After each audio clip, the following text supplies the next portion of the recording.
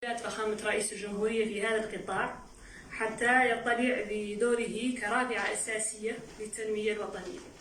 وستعمل وزارة التعليم العالي والبحث العلمي على استثمار هذا الإصلاح في تحسين جودة التعليم العالي وتحريك أنشطة البحث العلمي الخادم للتنمية الاجتماعية والاقتصادية للبلد. أشكركم. شكرا جزيلا سادة الوزراء. نفتح المجال للأسئلة. عميد الشيخ تفضلوا.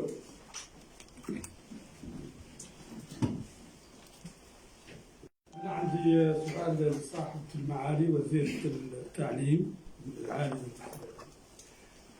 يدوروا عضو طلاب الجامعة هون يختاروا يعرفوا أين تلاقي يفتح السكن الجامعي. شكرا جزيلا. مريتا oui.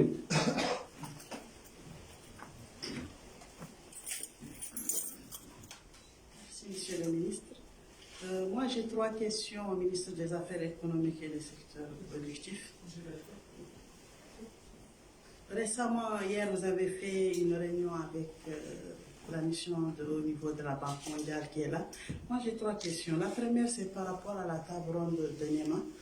Est-ce que vous comptez faire la même chose dans les autres régions? Ça, c'est premièrement. Ensuite, concernant les marchés, je voudrais que vous nous expliquiez, concernant la passation des marchés, est-il un frein à l'exécution des marchés? Et est-ce que vous allez modifier cette loi? Car on parle souvent du gré à gré. Qu'en est-il? Est-ce que c'est un retour en arrière? Et ma toute dernière question, c'est quel est aujourd'hui le taux d'exécution des marchés sur financement extérieur? Je vous remercie. Merci beaucoup. Donc, on va permettre au ministre de répondre. Oui, monsieur le ministre. Monsieur le ministre d'abord, des Affaires économiques. Oui.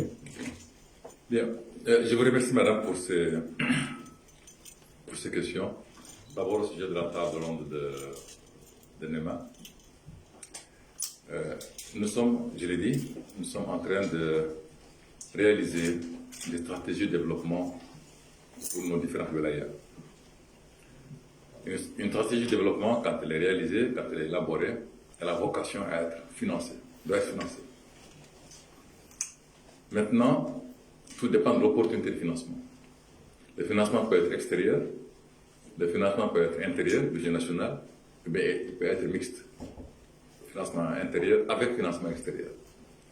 Nous avons commencé par le voie de Charpé, parce qu'une bonne opportunité s'est présentée, une bonne opportunité pour nous, une bonne opportunité pour l'Alliance Sahel. Donc ça a été fait. D'autres régions, d'autres wilayas vont suivre. Sous quelle forme? On ne peut pas dire on va répéter la même forme. Les formes sont différentes. Il y a des wilayas qui se prêtent bien à ce que nos partenaires veulent financer. D'autres wilayas qui se prêtent différemment, qui se prêtent moins bien au financement tel qu'on l'a vu au Tchad. Il faudra donc faire appel au financement par l'État. Dans tous les cas, les stratégies sont en cours de déploiement dans toutes les wilayas du pays.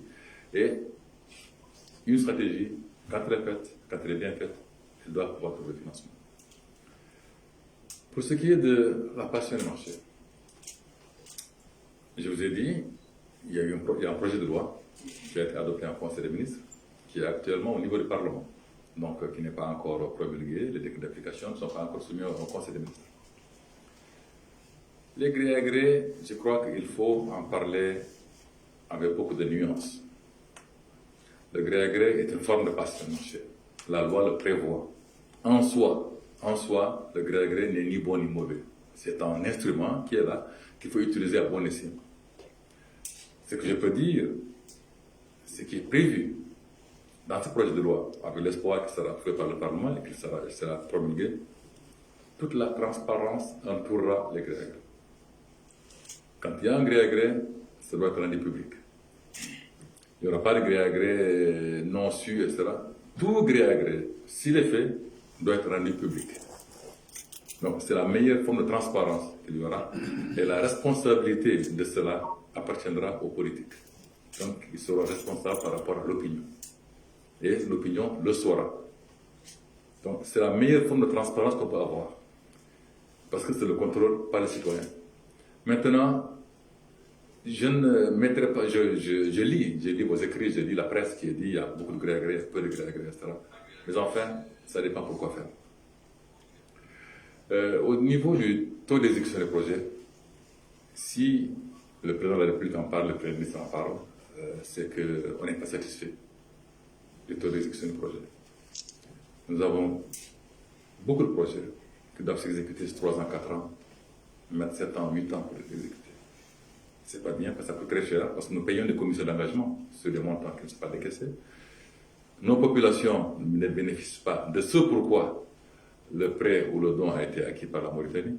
Et surtout, nos partenaires qui nous financent bloquent le financement en disant que vous n'avez pas besoin d'argent parce que vous n'avez pas dépensé ce que vous avez déjà. Donc c'est très très grave, c'est très mauvais ce qui se passe actuellement. Les taux de décaissement sont faibles, sont très faibles. Ils sont faibles. La Banque mondiale vient de quitter. Ils sont en train de quitter, ils quittent aujourd'hui.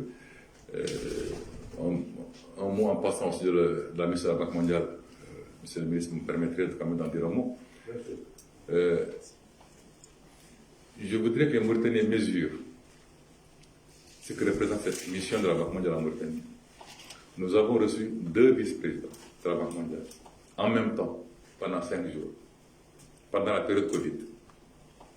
Un vice-président qui s'occupe de notre région, la région Afrique de l'Ouest, Afrique centrale, mais un autre vice-président qui s'occupe du capital humain pour toutes les régions du monde à la Banque mondiale. Cette vice-présidente n'a pas quitté Washington depuis 18 mois, depuis le début de la pandémie. Elle est venue en Mauritanie. Elle est restée 5 jours.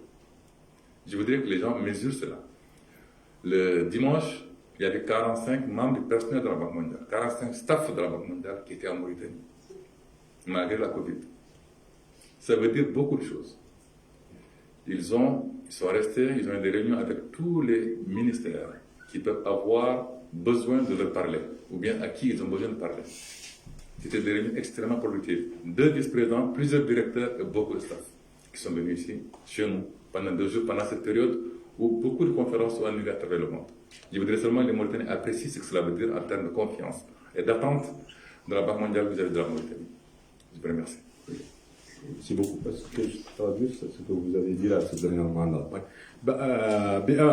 إذن معالي الوزير وضح على انه في معرض اجابته على الاسئله اللي طرحته حول المشروع المرسوم والبيانين اللي عدل على انه مؤخرا جاءت بعثه من البنك الدولي فيها نائبي رئيسين، نائب رئيس غرب افريقيا ونائب الرئيس المكلف بالراس المال البشري. وهذه اول مره يقدموا هذا البذرين بذا الحجم، فوتوا 5 ايام و45 موظف من موظفين البنك الدولي هون من له 5 ايام ايضا.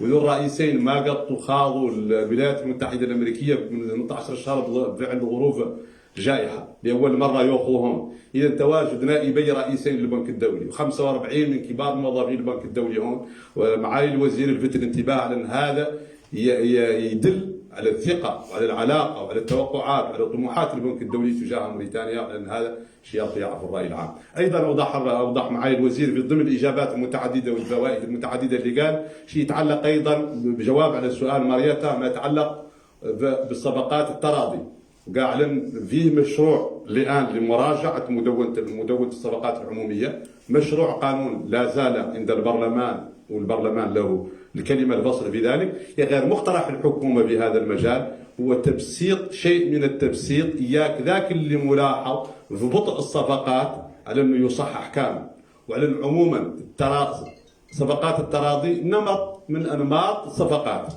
غير الجديد في هذا القانون على أنه لين يعدل لازم يعود ينتشر ويعود علني وينطلع عليها الرأي العام، ولا يعود مطلقا ذيك صفقات التراضي اللي تحت الطاولة والله ما معلوم بها. صفقات التراضي في مشروع القانون يقدم الحكومة لا تعود وجوبا يتم الإعلان عنها وإبلاغ الرأي العام عنها ونشرها، هي تعود الناس كاملة على بينة من الأمر. معالي الوزير جواب سؤال.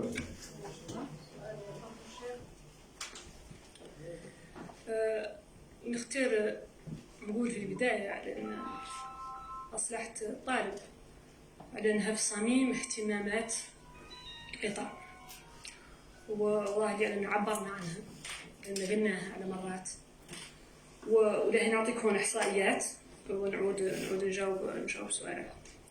شفت هؤلاء ريزيدانس فيهم هما تنتين،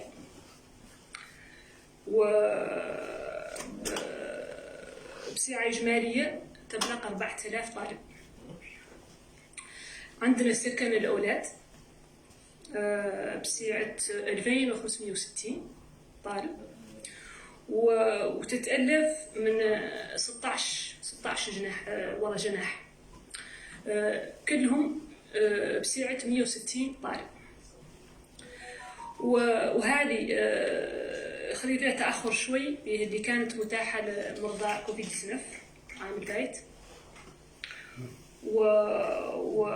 وأعطينا تعليمات للمركز، مركز خدمات الجامعية، على أنه يتبارك مع تأهيلها، ونأمل أنها تعود متاحة في بداية 2022. عندنا سكن البتايات. سكن البتايات بسعة 1440 طالبة، ومتكون من 9 أجنحة، وهذا يضم لا كيف الآخرين 160 طالبة كل جناح، وهم لم يتم التجهيز بهم اللي فم هو شي قال ليزيكيبمون هادو مازالوا خاصين جايين من الخارج، وحسب بعد معلومات اللي عندي انهم وصلوا بور، والله اللي عن هادو لي دو ريزيدانس اللي يعودوا جاهزات بداية، ما نقدر لكم جانفي اللي قال بعد نختار بداية 2022 والعمل فيه ورك. شكرا. تفضل مع الوزيرة. نعم تفضلوا.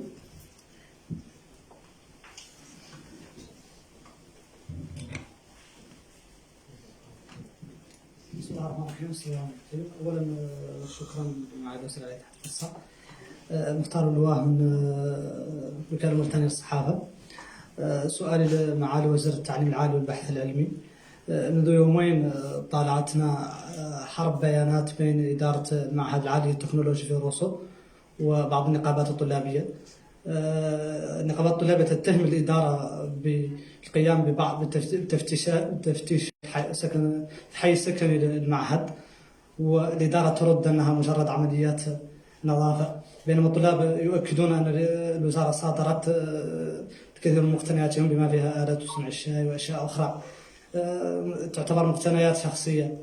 هل سعت الوزارة في حل هذه المشكلة والاطلاع على تفاصيلها عن قرب؟ شكرا. ما هي مشكلة كبيرة اللي بين الإدارة والتلاميذ ما يدخل بين الأستاذ والتلاميذ ما يدخل بينهم. وي تفضل. شكرا الساده الوزراء. السؤال الاول يتعلق مع الوزير مهرجان المداين، من درا شنو اخر مستجدات وشنو التحضيرات، الى اين وصلت تحضيرات هذا المهرجان. السؤال الثاني يتعلق بمعالي وزير الاقتصاد. Monsieur le ministre, vous venez de présenter en Conseil des ministres un projet de décret portant le recensement général de la population d'habitants. Et vous pensez que c'est le 5e de son genre. Et quel est réellement, Monsieur le ministre, son impact et sa différence entre ces anciens recensements qui sont dirigés par un office qu'on appelle l'Office national de statistique. Réellement, je veux savoir, Monsieur le ministre, quel est son impact. معالي الوزير سؤال اخير معالي الوزير مع كامل الاحترام، هناك انباء تتحدث عن عدم قبول الصحافه داخل بير المغرب. هل من الصحافه يبدو على انها الزمن ما مسموح لها تدخل بير المغرب، وتم غلق السجن بير المغرب منذ يومين اللي كان فيه من السجناء تحول من طريق كان منع الصحافه كان دليل على ان فماتي السلطه وعندهم الحق يحولوا اسم السجناء لكن منع عنهم تم صعوبه ما تواجدوا جماتي. شكرا معالي الوزير. إذا بالنسبة لسؤالكم اللي متعلق بمهرجان مدائن التراث، مهرجان مدائن التراث الاستعدادات الآن الحمد لله جارية، دليل عليها أغلب قاع الصحافة اللي يحضروا عادة المؤتمر الصحفي يبدو أنهم الحمد لله مهتمين بالمهرجان وقاسوه، والتحضيرات على كل حال احنا نبذل جهدنا وأقصى جهدنا فعلا هذه النسخة من مدائن التراث تعود أحسن من النسخ الماضية محتوى علمي وفني وثقافي وفي شكلها وفي مضامنها، وخصوصا في بعد تنموي للمدينة بإذن الله تعالى لبى بالنسبه لنا احنا ذيك المطالب اللي طرحوها السكان، وذاك اللي ظاهر ان احنا انه لين يخلق باذن الله تعالى من توفير المياه ومن توفير الضوء ومن توفير الماء في الواحه ومنشات تنمويه اللي من شاننا نثبت السكان في هذه المدائن اللي هي المدن القديمه، وخصوصا بعد التجربه الان مع مدينه ودان. باذن الله تعالى ان شاء الله هم اللي تشوفوا مفاجات اخرى ما اللي نقولها لكم كامله حد يبقى يشوف يقيس المهرجان. بالنسبه لسؤالكم، ما فيه في حدود موريتانيا هذه اليوم باذن الله تعالى اي حصر على ولوج الصحافه مطلقا الا بقانون، ومدينه بير مقري ككل بقاع هذه الارض مفتوحه للصحافه كل بقعه منها، اللي قد يحدد اللاشي في القانون اللي قلت اللي متعلق بالسجن ولا متعلق بكذا، هذاك يتعلق لعل يعود يتعلق السجن ترى من مشمولات القضاء ولكن هي غير بعض نقدر ناكد لك على ان البلد مفتوح، الحريات فيه مصانه وموسعه ومعرضه، ولا فيه نقطه من بلاد الله هذا بلادنا احنا موريتان ما عندكم فيها الحق تولجوا لها وتطلعوا على مصادر الخبر فيها باذن الله تعالى، الا ما حددته قوانين ونظم معينه اقتضاها وقت معين وظرف معين. معالي الوزير تفضل. شكرا. كيف قال الوزير هذو امور بين مؤسسه والطلاب، ما نبقي ندخل بالتفاصيل. يا قال نقدر ناكد لكم مساله، لاني انا اول زياره قمت بها لمؤسسه التعليم العالي لانها كانت فيزيت، ما طرحتوا سؤال مرة. ونقدر نقول لكم عني الصوره اللي شفت فيها السكن الجامعي وضع سكن للطلاب، على انها الصوره ما هي جيده. قد قاعد نقول انها الصوره صادمه.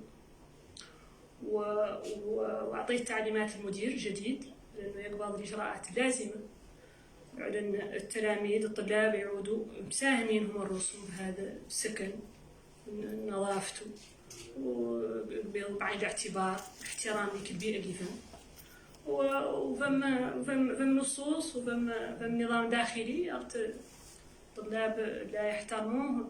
على كل حال الطلاب عندهم حقوق، نحن نسعى نحققوا ذوك لبوهم كاملين ونحترموا ذاك، يا غير اللي ما يعرفنا نساو لانهم عندهم واجبات. هذا هو اللي نقدر لكم. Monsieur le ministre des Affaires économiques, secteur productif. Oui, je réponds à la question relative au recensement général de la population et de l'habitat. L'ONS était là. L'ONS a été absorbé par l'ANSAD, qui est le produit de la fusion entre l'ONS et le CEMAP. Donc, c'est le 5e recensement général de la population et de l'habitat. C'est la 5e fois qu'on va faire la même chose, différemment certainement. L'objectif, c'est de récolter le maximum d'informations sur le nombre, la distribution, la vie, les conditions de vie des Mauritaniens. Ces informations sont indispensables pour une planification du développement économique du pays. On ne peut pas planifier si on ne sait pas combien nous sommes, où on vit, comment on vit, quelles sont nos pratiques. C'est ça l'objet de ce recensement-là. C'était ça aussi l'objet du recensement précédent aussi. Ce qui est nouveau, c'est la méthode. On va utiliser des tablettes cette fois-ci, au lieu d'avoir des papiers sur lesquels on écrit, on va utiliser des tablettes qui permettent de collecter beaucoup plus d'informations, de faire des analyses beaucoup plus fines que ce qu'on faisait auparavant. Donc, le recensement est absolument indispensable pour un pays qui veut planifier son développement économique, et c'est l'objet essentiel de ce qui sera fait en 2023. Mais il faut commencer à se préparer dès maintenant. Merci. نعم العميد، نعم العميد شاف. راجع السيدة الوزيرة شوي، قلتي انك اول زيارة تعطيها لسكن المعهد شفتيه في وضعية صادمة. شيخ يا ما كترد التلاميذ ولا ساعة ولا دار ما يدخل بينهم. ايوه. والله يا رب تبعت تدخل بينهم شيخ. تفضل شيخ. انت تشرحي انه تو خوف يفهم حد اخر. عن القايلة ما هو القايلة؟ سؤالي هذا. قبل زميلكم على اللي ما نبقى ندخل فيها التراصي، فم مدير وفم اداره وحد يبقى يقرا التراصي يتصل بهم يزوجوا بذوك المعلومات. لا قلت اني ما تمون نكتب شوبة ذاك السكن لانه ما هو نظيف، الطلاب ما هم عارفين له شيء، هذا ما معناه قاعد عنهم الطلاب بالذات اللي مرقين ذاك البيان. قال بصيغة عامة ذاك السكن الجامعي عاد عندي ما هو بصيغة يقد الطالب يقرأ فيها بظروف حسن، ما هو نظيف مثلا ما يدخل في تفاصيل، ذاك تتصلوا بالمدير يعطيكم التفاصيل. المهم يعني أن نحن تأكدنا من أن الإدارة تعاملت بصيغة عادلة مع الطلاب بهاي القضية. هذا شكرا. وانا كانت معنا صادمه شبهي معناها غير نظيفه، راني فهمت تخوفك. مرحبا وسهلا مرحبا. شكرا توفيق ان شاء الله.